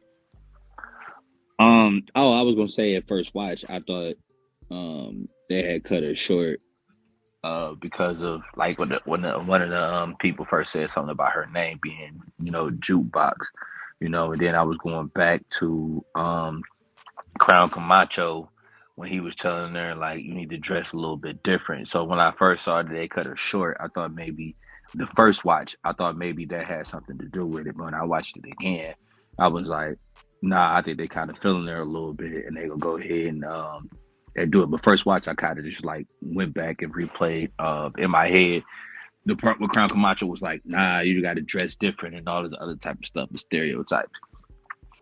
That's actually a great theory. I didn't even think about that at all. I ain't think about that one. Yeah, that's how I felt when I first actually watched it. I was like, okay, here come the voice of Crown Camacho, coming to Hunter at this event, Yeah. and maybe it's proving her right, and I think maybe this is where she just gonna drop it all together, Yeah. and then go into to the jukebox that we later see, as we see Kanan develop into the Kanan that we later see in the OG Power. But then when I watched it again, I was just like, they might be feeling her. I think she gonna be all right. Yeah, I definitely think they were. I think that's exactly what's going to end up happening. I think what's going to happen is Jukebox will get into the girl group, and she will start doing some singing. They'll probably record some songs or whatever, but I think there is going to be some issues with that girl group because of Juke's look. I think that's what's going to ultimately be the downfall of her not making it with this girl group. Mm-hmm. I don't think I can't think of a girl group that comes to mind for Mary J. Blige. I'm about to say to my hold on. I'm trying to remember the Mary J. Blige story. I don't mean in a girl group. I don't recall. Nothing comes to mind. But yeah, Mary J. Blige ain't in no girl group. I think he probably yeah. See, DeMarcus, that's exactly where it's coming off of. He just thinking of the preview where they show her in that baseball jersey, and it just automatically just gives the Mary J. Blige vibes. Yeah, nah. The real love vibe. I mean, shoot, around that time, all of them dressed like that. Yeah, and all of them sung hooks for other people too. All of them sung hooks. She may have done a song for Sister. She may have done some hooks or something on Sister's album. But even with Faith Evans, all of them, they all sung hooks on other people before they had their debut careers or whatever. So, but I can't think of a girl group that comes to mind with Mary J. Blige. Support Gaming. She was never part of Bad Boy. She was never. She was signed to Uptown. She was never part of Bad Boy. Diddy was just. Mm-hmm. He did production for her. Yeah, he did executive production. He did production for her on What's the 411. Yeah. Which that album started off over there on Uptown, I believe. Yep. Yeah. While he was still working there. Yep. He produced a lot of her. Him and Devontae Swain did a lot of production for her, that first album for her, but she was never a part of Bad Boy. Yeah, she was never part. She was like extended family. Yeah. But this thing right here, though, it went before he spoke. I thought he was. I was hoping that they didn't do it. I thought they was gonna have him speak in like an Asian accent. When the first thing I was like, "Yo, please don't," and then he actually spoke it like I was like, "Okay, good." That was the first thing I thought he was about to get ready to do. I thought he was about to be funny and try to speak it like an Asian, or try to speak like, you know what I'm saying, like in an Asian accent or like Chinese, or you know what I'm saying. Like, so I was so glad that that he didn't do that. That they didn't do that. So we saw that Unique got introduced to his crew that he finna be working out of, and I think they finna have that Chinese restaurant humming. That restaurant finna be humming. Yeah, he could be moving a lot of weight through there. All right, so we see that Howard pulls up. Was he supposed to go in, or why do you think he didn't go in? Out of guilt because of what he had done with to Bert?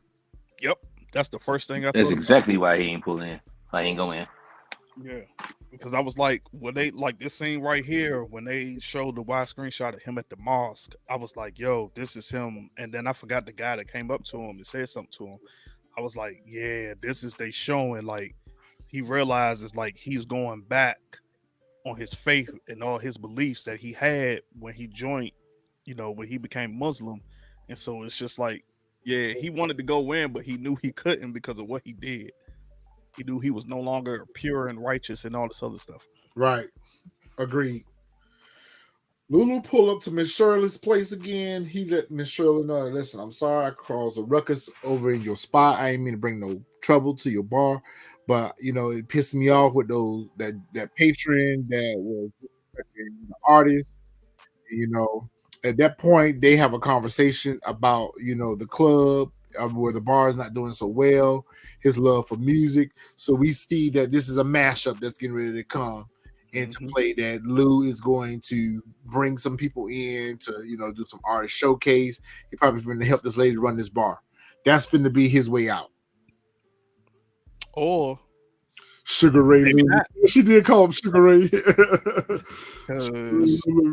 Like how the record label, Rock might say, whatever, I'm about to buy the bar.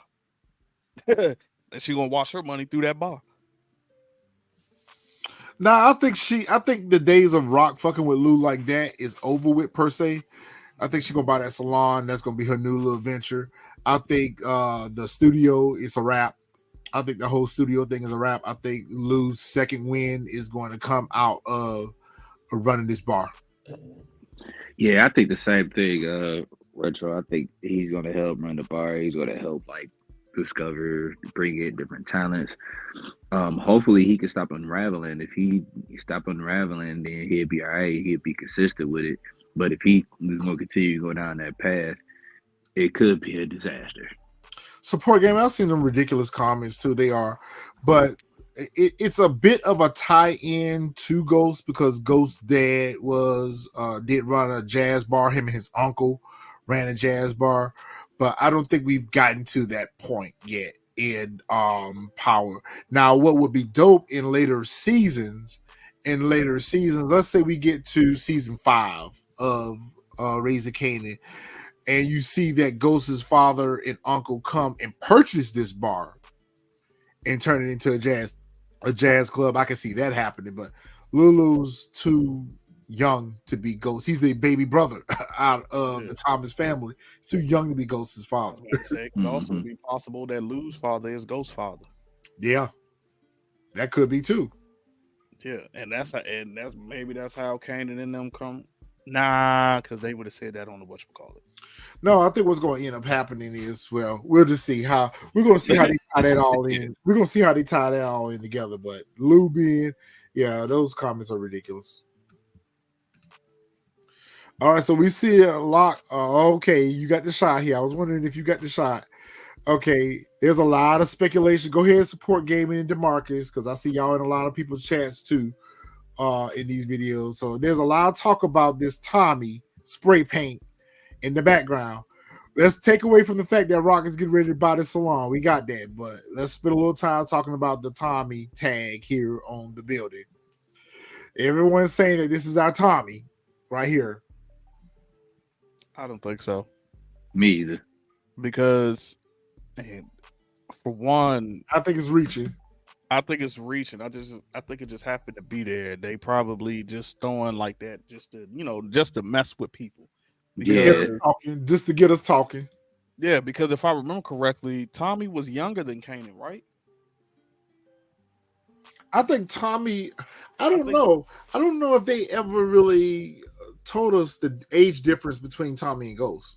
I got to go back and watch it. I feel like Ghost was the oldest though. I feel like they were younger than him. Either way, I don't believe that ain't got nothing to do with Tommy. It's just an Easter egg, and that's it. They just happen to put that there because Tommy is just to get us talking, just to get the fans geeked up about. Oh shit, we getting ready to see Tommy and Ghost. Yeah. Do you think Rock realizes that at this point she being watched? I don't think. I think she got an idea she being watched. I don't think she knew right there they was watching her. Yeah, maybe not right here. I think I might have skipped the scene. I think at some point she would have looked over there, like if she really thought that that's what it was. So Kanan and Famous, they got that money. Famous like, yo, K, somebody watching us. And there go that crazy, scary Michael Myers. Michael Myers. That's exactly how he is. He's standing there like Michael Myers for real. That man is funny. Even Jason from That Jason. dude is super, super creepy. That man just standing there. Yeah, at that point, if I don't care, if I'm Kanan, but this is the part that baffled me, and I was trying to figure this out. How did Kanan know that was Unique's brother? Because he said that to Famous. He said, that's Ronnie, that's Unique's brother. How did he know that though? I guess everybody know who he is. Streets probably talking. You Yeah, know, the streets his know who he name is.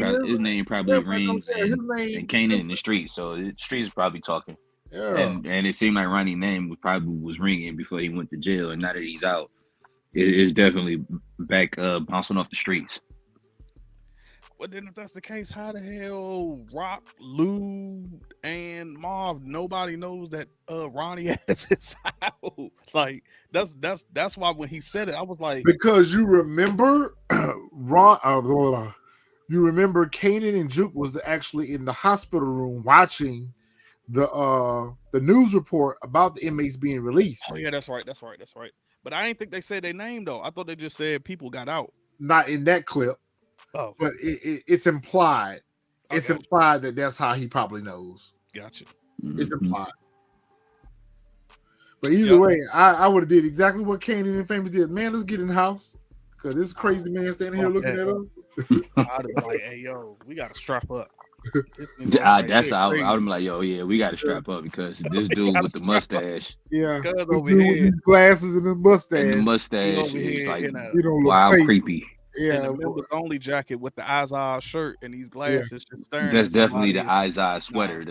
That's definitely one of the members only jackets too. Yeah, he got to go. He got to go. He got to go. Like because he creepy. All right, so we see this Fruit Loop is standing there stalking Kanan and Famous. Now the better question I would have had, Fresh, was how you know where Kanan and them staying at. Again, you know what? That's a great question. It's implied that he's been following everyone. It's implied. Yeah, he's following Rock. He's following. Really, his beef is with Rock, and I think since his beef is with Rock, he's just he's gonna try to touch whoever he can touch to kind of get Rock to come outside. Ronnie Kruger is coming for you. Hey, Mark, they talking shit about the members only jacket. The members only jackets was the shit, especially the trench coats. Well, yeah, back then, but I'm saying like during that time. I'll wear one right now. I'll rock one right now. I mean, I ain't gonna lie, I was young. I had a members only jacket. Yeah, we all did. We grew up in that time. It ain't like I definitely had the eyes sweater. I'm just saying how he over there looking compared to what Kanan and all of them was wearing during the time. Like, I don't know. Was we rocking members only in '92? I ain't gonna even start about the Bordeaux 7s. I'm not even gonna go there. I'm not gonna go down that road because we talked about it off camera. We talked about it being '92, but I need for them to let me know that this year is '92 because the show started out in '91. I need to know when did we transition into 1992 because those shoes were not released until 1992. But now I won't go down that. I won't go down that rabbit hole today. It's 92. All right. So that was the end of the episode. That was a pretty good episode. Like I said, it's setting us up for development for the remainder of the season. Let's go on ahead and talk about next week's episode. All right, next week's episode, we have new business ventures take shape for the Thomas family, but the outlook is bleaker for the Mathis brothers as Ronnie's patience runs out. Rock makes a risky move for Kanan's obedience. He's not going to be obedient. Episode title for 304 is In Sheep's Clothing. So that's kind of unique. Wolves in sheep clothing. And it's Ronnie. Ronnie ain't a wolf in sheep clothing. No. It was not 92 last season. When did 91. It was 1991. They showed it. It was 1991. Oh, yeah. Like 90, we're on season 3. So if you go back and watch episode 1, season 1, it was 91. So season 1 and season 2 is 91, basically, in a sense. This year it's 92. And I can tell y'all the reason it's 92. I have multiple things I can tell y'all why it's 1992. One, like Retro said, as we seen this whole season, Kanan's been rocking sevens. He rocked the hairs, he rocked the Bordeaux's. Those didn't drop till 92. But the main reason how I know that it is 1992 is because when they're in the club, Nas song Halftime is playing. That's That true. song didn't drop That's true. till 1992. That's true. It dropped in like October of like 1992. So we're in 1992, basically, in a sense. It's another thing I forgot, but it's 1992. But my question was, who, I forgot the dude's name. Who was this that Ronnie was pushing up on? I can't think of his name. It's I Dean. remember. It's Dean. Okay. Dean, that's Remember right. Dean. Xavier, that's the point that I was arguing with them last night too. That was still 91 because each season rolled over, and at the end of each season, it rolled over from the previous season. So to me, it's still the same year, but because of certain things, we have to call it into question because certain shoes and things that they were wearing back then, us being certain music, certain like music, it did. So to me, when did it change over to 1992? But Also, I still think it should be 91 as well. yeah, it's 92. Also, that Mustang, that rock bought Kanan, that Fox body, that's the one that came. Yeah, that's 92. That's the 92 Fox body. So it's 92. But Illuminine was the old plug. That's who Ronnie was getting his work from. Uniqueness was getting their work from. And so what's happening is Ronnie is probably pulling up on Dean trying to get a pack. And Dean's probably going to tell him the same thing he told Unique. Like, listen, I ain't messing with y'all no more. Y'all hot out here in these streets. Gonna get out my face. We see Ronnie yoke up Dean. We already know there's going to be some problems with that. But I'm going to tell you what I think. This fool crazy enough to do something to Dean grandma. I think he's going to do something to that old lady that be playing bingo. Yeah. I think he's going to do something to that old lady. Yeah. I think either that or it's going to come down to where he got yoked up like this, and Dean is more than likely going to try to unalive him. And this also might be where Dean gives that phone call to Unique, like, hey, your brother rolled up on me, and this is how maybe we get a plot where Dean, Rock, and Unique come together, join forces, combine like Voltron to try to take Michael Myers out. They need to, because that man, it's crazy. We see this the scene that you was talking about earlier, Fresh, where Lou pull up on Kanan. Like, Lou, I'm tired of Lou. Lou, stop crying.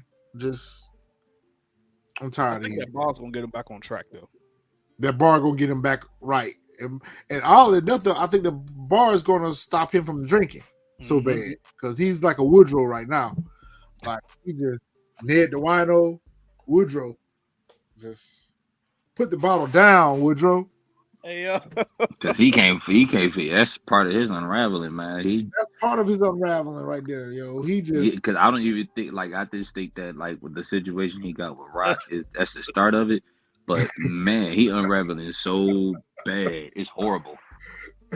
He's coming out again. He is Ned the Wino. You call him Woodrow. Woodrow. Put that bottle down, Woodrow, before I unscrew your wrist. From the show just popped up. You know I love my Sanford son. You know I love Sanford son. Oh man, you got the cops after one of the carriers, Kanan's workers. I hope he get away. AOV, he should have not Woodrow. And then another bad creation scooter, he might be able to get away. You stupid about another bad creation. Another bad creation scooter. Yeah, he might be able to get out of there. Hey, he look like he getting away though. He look like he getting away. He could be some quarters in the cop car cake, that Caprice cake. Yeah.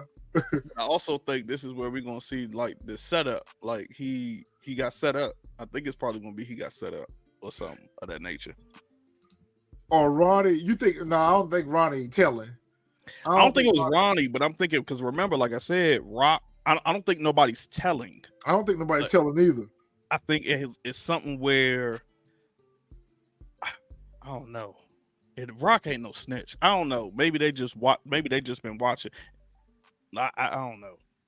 Yeah, maybe they're just watching. Maybe they're just Yeah. watching, and yeah, we'll see. So we see Kane finally go to school for the first time in forever, and I guess he showed up with the hammer on him. He go through the metal detector go off. He looked like he trying to get slick at the mouth with the school security guard. He get yoked up, and we see him down at the police precinct, handcuffed to a chair. His daddy trying to go in there and see about him when he get hemmed up by the feds. See, this is what gonna get Howard caught up right here. I didn't think he was at the He at the precinct. precinct. He's at the I thought precinct. I thought he was just arrested by the school officer, and then he was still at the school. When because I couldn't get the screenshot for it, but right when Detective Howard's getting ready to go in this door, Kanan's on the other side of this door. This is where Kanan's at. Kanan's on the other side of this door when Howard is getting ready to go through here, but they stopped him before he could go through the door. And I didn't get to hear what they were asking him. Detective Howard, can we speak with you for a minute? That was all they said to him. You know what? Now that I'm thinking Kanan's about at the precinct. I'm thinking they don't have nothing to do with Kanan. I'm thinking they don't have nothing to do with Rock or Bert. I think it's probably going to be more so like, hey, we want you, because everybody's going to think that way. I think it's probably something where they're like, hey, we want you to come work for us and be undercover. I thought about that too, DeMarcus. Maybe it was Paul telling, but why would he? I mean, he getting paid. Yep. And he getting paid more than what he was getting paid by pushing them envelopes. Yep. He's making a hell of a lot more. Yeah. I thought about that too, though, that maybe he was the one telling.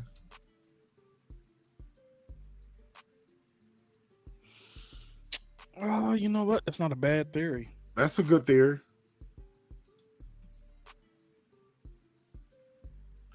I think that too, Nicole, because you see Kanan is back at the house. I think after he get hemmed up, so you might be right about that. Then maybe it's all a play to get Kanan to come back home to keep him under control. Could be. It's definitely something Rock can do. I mean, I still don't see how she gonna make him come back home when she couldn't make him come back home now. I don't know. He's probably gonna be on some kind of truancy or house arrest type deal. I was about to say, Yeah, it ain't gonna be truancy if he had the strap. You got to be up under you got to go back home. It could be some type of stipulations on there if you go to see the judge or something like that. Not the judge, but that's a wash and repeat support game. And I can't see Kanan dropping Howard, but what I think is going to happen with Howard is I think Howard is going to go out he's going to go out for Kanan. I think ultimately when this character gets ready to leave the show, I think he's going to take a bullet for Kanan is what's going to end up happening. Or maybe even Rock. We're out in the blaze of glory. They ain't no detectives. They feds. All right, so you see Feds is watching. I'm going to be fresh as hell if the Feds watching. So they still watching Rock or whatever. And she ain't going to really give them nothing to see. So I feel like they're going to pull up on her in this scene right here. Mm-hmm. And she's going to be like, can I help you? Yep. So I think Rock going, do her thing. This is where I feel like Kanan is back at the house. And Howard and Rock is outside having a conversation about him. Mm-hmm. And he looking out the window, trying to peep what's going on. They're probably in a disagreement about, Kanan out here moving in these streets. Howard is probably asking Rock to let Kanan come stay with him instead. So he can keep an eye on him. Rock's like, hell no, that ain't happening. I feel like they're arguing in this scene right here. Yeah, that makes very, very good sense. That's a good theory. Support game, and the reason why Ronnie is not on their radar is because Ronnie hasn't showed anything, as well as Unique is not on their radar because they haven't shown anything along the spectrum, quote unquote. Because remember, Unique was working for Rock, so since she in the bed with the Italians, that's all they focused on right now. I feel like in this scene right here, Unique is confronting Ronnie. I think they're getting ready to have some words about Rock. Actually, let me rephrase that. I think Ronnie is going to confront Unique. Yeah, I was about to say. That's what I was about to say. That's definitely what he about to do. Like, Probably spill the beans to the baby mama too. like I know what you're doing. He already done that. Yeah, I know he said it. Supply of Honey Nut Cheerios, and if I don't get it, I'm telling Pernessa what's going on. So I want my unlimited. He already telling. of Honey Nut Cheerios. But he wasn't specific. I think he will break down to the specifics next time. This cupcake. I'm telling y'all, I'm talking about he playing her. He's in love. He is in love, head over heels in love. He gonna take a bullet for Rock. Oh, he definitely love her. He gonna take Ronnie out for Rock. What are you talking about? Because when my man was like, you can't help when he went to the Chinese joint, and he was like, well, you can't help who you fall in love with. Your Unique had said something, and I think it was referring to Rock. Okay, so this scene right here, two things I feel like is happening in this scene. Either Ronnie has broken into Rock's house and he's going to try to harm her with this butcher knife, and Unique is going to have to end up saving her and maybe unaliving his own brother. But I know it's too soon for us to unalive Ronnie because we still have episodes with him and what's his name? Who you talking about? Which one? Ishmael Pops. Snap. Oh yeah, Snaps and Pops. Yeah, Snap and Pop. And we see that Ronnie still has to give Kanan a brick. I saw that in one of the trailers as well. So but either he's trying to unalive Rock in this scene right here with this knife, or he's going to unalive Dean's grandmother. But do we know this is for sure Ronnie though? Implied. I mean, for real, it might not even. I don't know. He might be. And at this point, I have no clue with Ronnie. Like I said, that man is crazy. Man is Silence of the Lambs. So I don't. The man is crazy. Can't even predict stuff with him. So I gave up trying to predict stuff with him. Like, well, I'm going to lean more towards either if he's not in Rock's place trying to harm her, he's at Azumadin's grandmother's house and getting ready to harm that lady. Cutting up some lime, I guess, to kill the blood cells off the knife. No, I think whoever's house, because he picks the knife up off of the cutting board. So whoever it was cutting up an apple. And I said, that would be a good snack for an old lady to eat, a cut up apple. And so I think that it's at Azumadin's place. And he's either getting ready to unalive Azumadin and the grandmother, or it's the grandmother. I lean more towards he's probably getting ready to maybe Azumadin lives with the grandmother and he's getting ready to unalive both of them, but we'll see. Yeah, somebody's getting unalive. The streets need a body. Yeah, someone's getting unalive. Speaking of unalive, do y'all think that the bouncer from the club is out of here?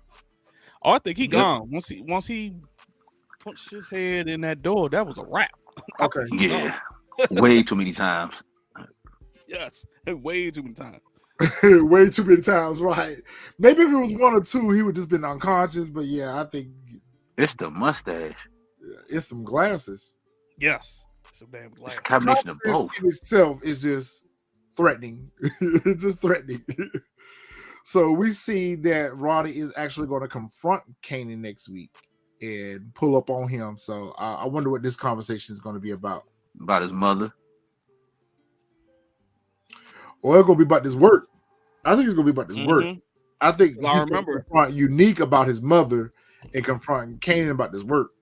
Yeah, because I remember in the trailer he says to him, I think he says, I can't remember, but I remember he asked him, was he working for Rock? Yeah, he was asking. Yeah, he asked him, was he working for Rock? Yeah. And Kanan was like, he was on his own. Like, I don't work for nobody. In that scene right there. That's exactly what he say to him. Hey, that's a good point. Support gaming. Kanan did unalive an old lady for no reason. I mean, for no reason whatsoever than to take shelter in her apartment. And Ronnie gonna do the same. Crazy too. To Azumadin. Yeah, he learned it from this nut right here. He learned it from this nut. Man, we know y'all watching. I just want to put that out there. Yeah, we know a lot of people watching. We'll see some more videos up this week about some of our theories. Everybody watching. The Fizz is watching. And we're going to get introduced to our new characters this week in this episode. Snap and Pop. Snap, Crackle, and Pop. Rice Krispies. We're going to get introduced to Rice Krispies. Bunk from The Wire. We getting ready to be Bunk. I'm about to say that is Bunk. Bunk said he got tired working for the police in Baltimore. He don't move to New York and start moving weight. It's Bunk. Oh, Bunk. Shout out. If y'all don't know, we love The Wire. We absolutely love man. We're going to see McNulty next? What that is, Bunk. Yeah. I'm really excited about Bunk joining the cast. Yep. I'm thinking. Yeah. No, that wasn't him that said that. It was that was Clay the mayor. Davis. The mayor. That was Clay Davis. Yeah, Clay Davis. Yeah, That was Clay Davis. Say that. That's one of my favorite joints. I say that all the time. Shout out to Pierre out here working, yo. I can't wait to see him in Power, yo. And I hope they keep his character around. I have a feeling that he's going to be like Cartier. Like, we probably going to get him to like the end of the season. No. Don't I just do have that. that feeling. I have that feeling because remember, I thought Cartier was going Ishmael to be Snap. around for a Thank you, while. DeMarcus. Yep. And I just got the strangest feeling by like, if not before, by episode 10, like, yeah, his character is gone. That would be dope, DeMarcus, if we do get a scene with Ishmael Snaps and Dean, because both of them were from The Wire. So I hope not, but I got that feeling. Like Mac Wiles, I don't understand why Mac Wiles haven't been brought into the Power Universe. He's perfect for the Power Universe. He would have been a good fit for it. Him and Brody. Brody would have been a good fit for the Power Universe too. I would have liked to see him in one of these spinoffs. And Snoop. We already got Chris, because he's RSJ over in book 2. He's RSJ, old crazy Chris. Oh, yeah. We got Crazy Chris. We got Crazy Chris over there as RSJ in book 2. So yeah, it would be nice to get some of these characters from The Wire over here to work. Since we got a thumbs up and a like, go ahead and hit that like button for us real quick. Nah, I don't. We don't want too many characters from The Wire because they ain't working. They ain't working because that little reboot that they try to do over there, We Run the Streets, We Are the Streets, or whatever. That shit didn't do nothing. I mean, yeah, but then it's gonna come to where everybody's gonna start calling it like recycling from other shows over in the Power Universe. Just gonna call it like, oh, it's trying to be like The Wire, etc., whatever. Like, I don't think we're gonna get that many characters from The Wire. All right, any other predictions y'all got for this for next week? Nah, I think we gave all of them. There's nothing I could think of at the moment that I could think of. Now, I don't think that he's going to unalive Snaps. I think that's him for some reason. I think Snaps and Ronnie are all going to be working together. I don't think they're going to be working together. However, if you look at the trailer, the scene where Snaps, Kanan, like they're in a club or something, or whatever, they take a picture. Ronnie is in the background. So I don't think he's going to unalive Snaps, but he's in the background. I think it's going to come to a point because remember, Snap says to Kanan, like, you know, in one of the trailers, like, yo, your mom wouldn't have had no issues with this. That's what I was thinking too. Support game, and that was his old mentor before he got knocked. Right, or Snaps might hire him for security. Hire him for crazy. All right, and no, he's not Breeze. He's not Breeze. He is not Breeze. He's not Breeze. No, we're not putting Man Boy as Breeze like that. Nah, he's not. No, Breeze. He's no, not Breeze. No. Oh, Mark got a good one right there. Before we go, yeah, put that one up. Snaps probably could have been one of the people that got out because of the crooked cop. Yeah. So in this roundup, we're gonna get introduced to D Wiz's brother because I feel like he was one of the ones that was released as well. because remember the mother said that he was locked up upstate for his natural life or whatever when she was talking about it. So I think all of them are part of that dirty cop. So that's a good one, Mark. We agree. Yeah, I think matter of fact that might get us to a lot of new characters because of the crooked cop. But you know what, AOV, I wouldn't mind seeing Snoop in the Power universe too, but not on this show. Maybe book 2 or Force, actually. Yeah. I can see her on Force running with D-Mac, and I can see her being running with Tariq them on book 2. I would put her on book 2 before Force. Yeah, I'll put her on book 2. I would put her on book 2 before. I would rather see her on Force though. She probably look good on Raising Kanan too. She would look good in Force running with D-Mac because D-Mac needs somebody that got some. D-Mac need to go, but that's a whole nother.